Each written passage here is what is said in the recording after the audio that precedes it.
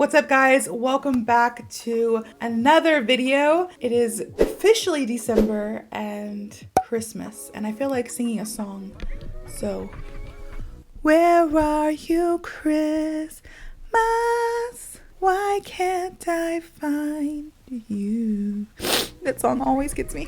No, I'm just kidding. But no, it is Christmas. Please do not judge my singing. I can teach English way better than I sing, but I do love the holiday season, and I'm excited because Christmas is my favorite time of year, and everything outside is lit up all nice and pretty, and then I get to buy gifts for my family, and I get to enjoy being with my family, and then of course the food and the decorations and everything, and it's cold outside. It's just amazing. But I don't really have a Christmas related video for you today. I know you guys thought like, oh, this is gonna be a Christmas one. No, it's not. It's just your girl Carly loving Christmas. So I wanted to I don't know, make it a little festive up in here, up in this video. But I do have a really good video for you today. It is part of our Speak English Like a Native series. Can I call it a series yet?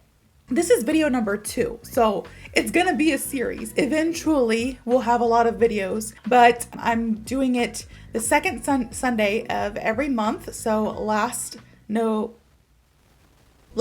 in November was the very first one, and then this one today is going to be episode number 2. Do you call it episodes on YouTube? Video number 2? Part 2? There we go. Part 2. See, you need to be here. I need to be here. English is difficult. You know, there's so many ways to say the same thing, but this is video part 2 of Speaking English Like a Native series. All right. And today, the word that we are going to learn how to say is stop. Stop. Stop is such an easy word, right? You're just like, stop means to stop doing, to not do something, right? To discontinue or something along those lines, right? If you stop doing something, the actual dictionary definition of the word stop is to cease motion, progress, or operation, to bring something to an end or a halt, to refrain from continuing an action or behavior. All right, so basically stop means stop, to cease, to discontinue, to bring something to an end. You are stopping, all right? A lot of times Americans can say the word stop or to get our point across that we want something to stop without actually saying the word stop. This is not magic. We're not telepathic or whatever. It's just we have so many other ways we can say it, especially when it comes to idioms. I believe I have 7 idioms for you today. They are all idioms, and they all just mean stop. Yeah, when you speak English, you can just say to someone, stop. Or you can sound like a native and try to use 1 or 2 or all of these 7 idioms that I'm going to teach you here today. So the first idiom we're going to go over is hold your horses. Hold your horses. Now, again, history with Carly.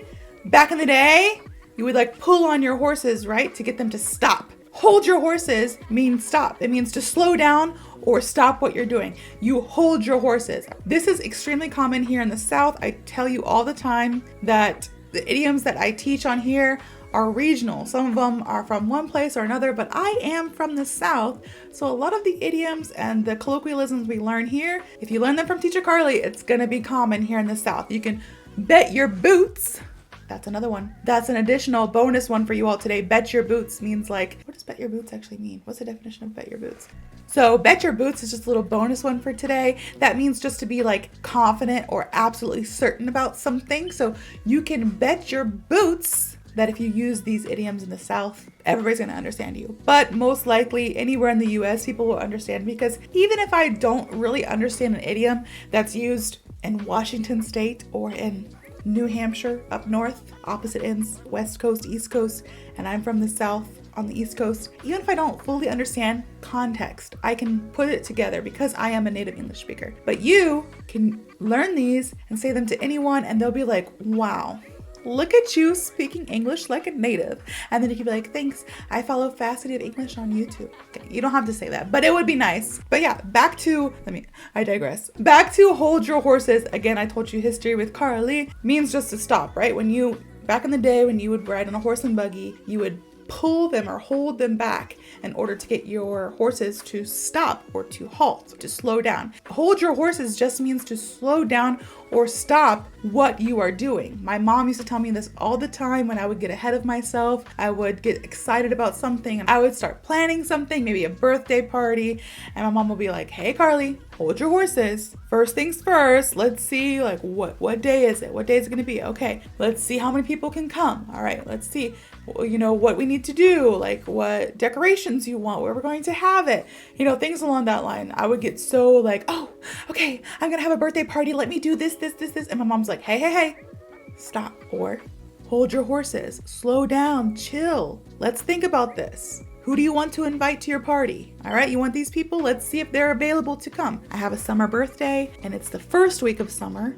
It's June 5th. So a lot of my friends would be on vacation during my birthday growing up. So a lot of my friends would not be able to come to my party. So my mom would just say like, hold your horses, let's plan things out. So an example sentence for hold your horses is, hold your horses, we still need to double check the numbers before submitting the report.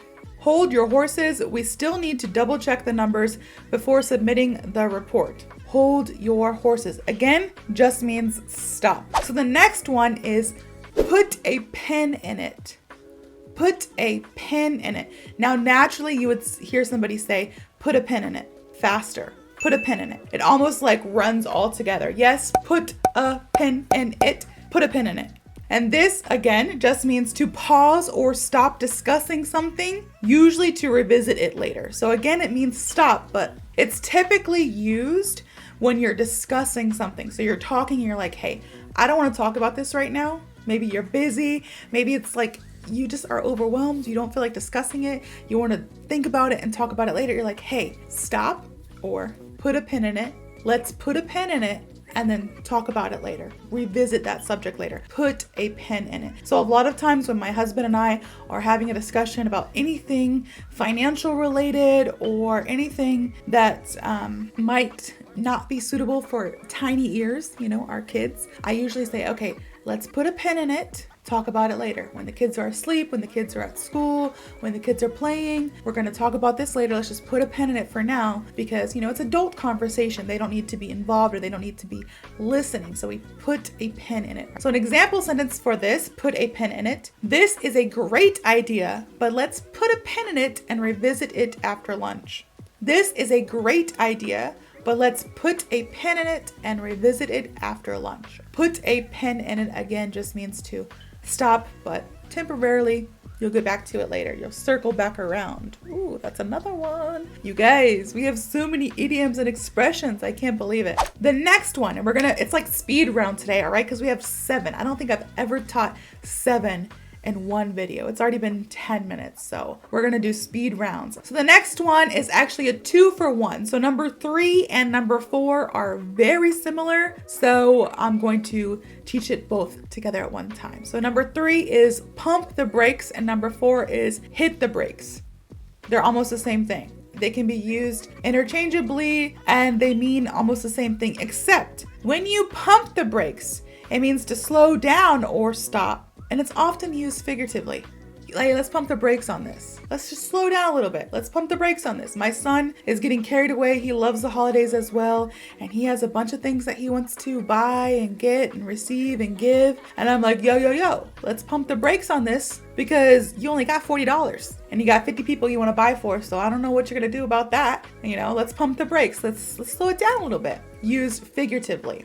Hit the brakes, on the other hand, so number 3 was pump the brakes. Number 4, hit the brakes means to stop abruptly or quickly. So these two idioms are very similar and you can use them interchangeably. However, they're different. Same. But different.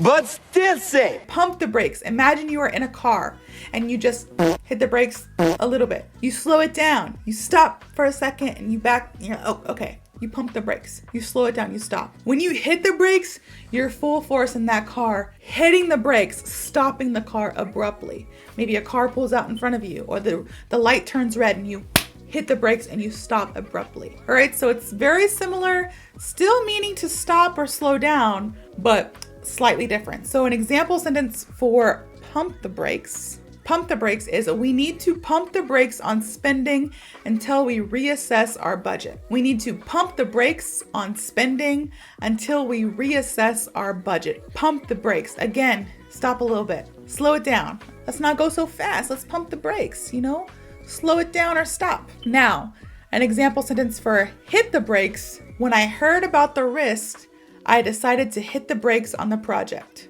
When I heard about the risk, I decided to hit the brakes on the project. Hit the brakes means to completely stop, abruptly. All of a sudden, you hit the brakes and you stop. Pump the brakes, you can stop or you can slow down. You can maybe revisit it later. You can be like, oh, I pumped the brakes on this medication for a little bit because it just made me sick. I pumped the brakes on it, meaning you stopped and you're just like, maybe I'll take it again, but right now I don't feel like taking it because it doesn't make me feel good. Or you can say like, I hit the brakes on taking this medication because I just didn't feel good at all. So that's how it can be used interchangeably. However, in most cases, it's going to be slightly different. Pump the brakes and hit the brakes. Personal example of hit the brakes is you can actually use this when you want to hit the brakes, when you want somebody to say, hey, hit the brakes on a car. The other one, pump the brakes, is more figurative. You can actually say, hey, let's hit the brakes. Let's stop this car. And then you hit the brakes. But also it just means to stop, and you can use it figuratively as well. For example, for me right now, I need to hit the brakes on spending, not even pump the brakes. Another example sentence said, pump the brake. I need to hit the brakes on spending because there was Black Friday, there was Cyber Monday, and your girl is out of money already. Yeah, well, not necessarily out, but my bank account's like, beep, beep, beep, danger, red zone. So I need to hit the brakes on spending because I wanted to make sure I got all my Christmas shopping done, and I have not. I still have a lot to buy. We're okay. Everything's fine. I need to hit the brakes on spending for a little bit. Pump the brakes, hit the brakes. Same. But different. So that was number 3 and number 4. Number 5 is to call it a day. Call it a day. And this just means to stop working or end an activity. To stop working or end an activity. If you call it a day, you just stop. You stop working. Usually you call a day after a very long day and you've been working all day, you're tired, and you're like, hey, I'm gonna call it a day because your girl's tired. I wanna go home. I wanna chill. I wanna relax. I don't wanna be here. I don't wanna finish this right now. I'm gonna call it a day. However, there are some times when it doesn't have to be after a long day. I don't know about you, but as I get older, whenever I go out and about, it drains me. I get so tired. I can go just grocery shopping for like an hour and I'm like, well, I'm gonna call it a day. I'm tired of being outside. Let me go back home. I don't know if it was like me getting older or just the whole COVID thing that happened and we were stuck in the house. But when I go outside, people drain me. Being around a bunch of people, it's draining. Now, I love it. I'm very extrovert and I love people, but it's very draining. When I get back in the car, I'm like, yeah, those other plans I had today, I ain't gonna do those. I'm gonna go home. I'm gonna call it a day. I'm done. I need a nap. Call it a day. All right. So an example sentence of this is, it's already 7 p.m. Let's call it a day and finish this tomorrow. It's already 7 p.m. Let's call it a day and finish this tomorrow. Call it a day. The next one is cut it out. Now, if you guys have ever watched Full House, it's a show from the 90s, I would say. I watched it in the 90s because I was alive during that time, but it might be a little bit older. But Uncle Joey's always like, cut it out. Cut it out. Come on now, cut it out. Now, cut it out just means stop doing something annoying or inappropriate. If you're doing something that's annoying or if you're being inappropriate, somebody's going to tell you to cut it out. All right. As a mom, I say this idiom on the daily, but cut it out just means to stop doing something annoying or inappropriate. I say this to my kids all the time because one, they're 2 boys. They like to be annoying and they like to fight. They like to steal each other's toys. They like to prank each other. So all the time I'm like, hey, cut it out. Stop fighting. Stop pranking your brother. Stop trying to scare your brother. Cut it out. In the backseat of the car. We just got back from a trip. We visited my family for Thanksgiving and they were just in the backseat and I'm like, hey, cut it out. Nobody talk. Nobody touch anybody. You look out your window. You look out your window. We're done. Cut it out. It just means stop being annoying or irritating. So an example sentence of this is, hey, cut it out. That noise is driving me crazy. Hey, cut it out. That noise is driving me crazy. I've said this a bunch of times. Hey, cut it out. That noise is driving me crazy. And this is the face I do at the end. But polite, I'm a cool mom, so I'm just like, hey, cut it out. Boys, no, I'm not that. I'm like, hey, cut it out. All right, that's my serious mom voice. I have a different, like my mom voice goes down like 3 octaves. It's just like, hey.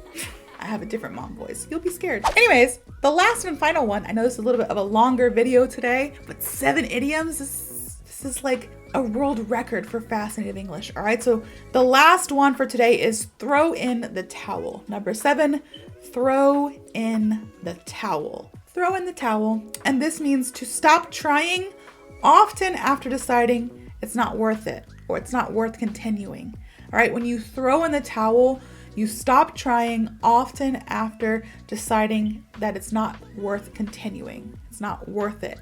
You throw in the towel. An example of this is when I was younger, my mom and dad really wanted me to play piano. So I tried. I have like 100-year-old piano that was my grandparents'. Actually, it's like 130-year-old piano. It's from the 1800s, from like 1890 something. It's probably haunted. But no, it's at my parents' house. It's a huge old piano that was my grandparents'. Funny story. My great-grandparents, my dad's grandparents were actually born in the 1800s. And then my grandpa was born in 1913. Unfortunately, he passed away a long time ago, even when my dad was young. But still, that just makes it where my great-grandparents, if they were still alive, would be like 140 years old, which is kind of crazy to think about. But they gifted this piano to the family on down, pass it on down. And so I have this huge piano and I wanted to learn how to play it because I'm like, it'll make my ancestors proud. But also my parents were like, Carly, you don't know how to do anything really, so let's just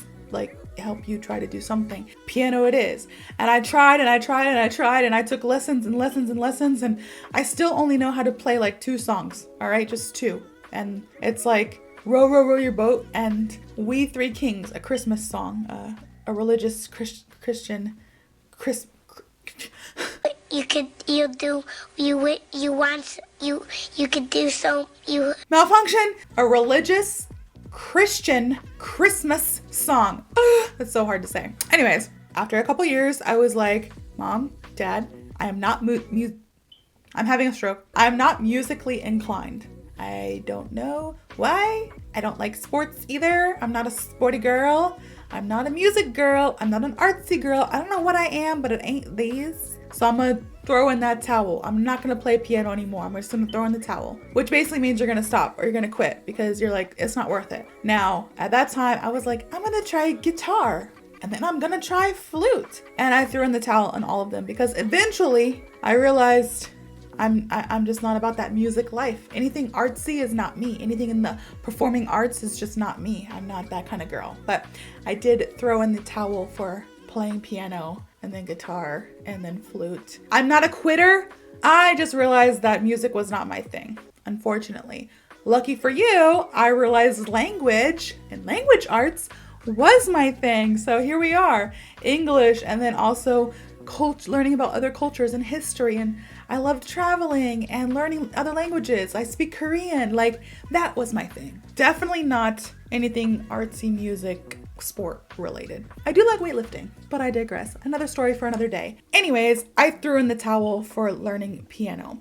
But an example sentence for you all for today is, after months of trying to fix the car, he finally threw in the towel and bought a new one. After months of trying to fix the car, he finally threw in the towel and bought a new one. Throw in the towel. We had 7 today. We had hold your horses, put a pin in it, pump the brakes, hit the brakes, call it a day, cut it out, and throw in the towel. 7 idioms of FasciNATIVE English world record. I hope you guys enjoyed this video of how to speak English like a native. Again, the word for today was stop, which you can definitely say because that is a dictionary word with a dictionary definition. But if you want to sound more like a native, please try using these 7 idioms, and there's a ton more. I just chose 7. There's probably like 30 or 40 different ways you can say stop using colloquialisms, but these 7 today you learned straight from yours truly. So try it out. Let me know how it goes in the comments. If you guys have any ideas for any future videos, please also let me know those in the comments as well. If you like this video, again, please like, comment, and subscribe, and I'll hope to see you all in the next video.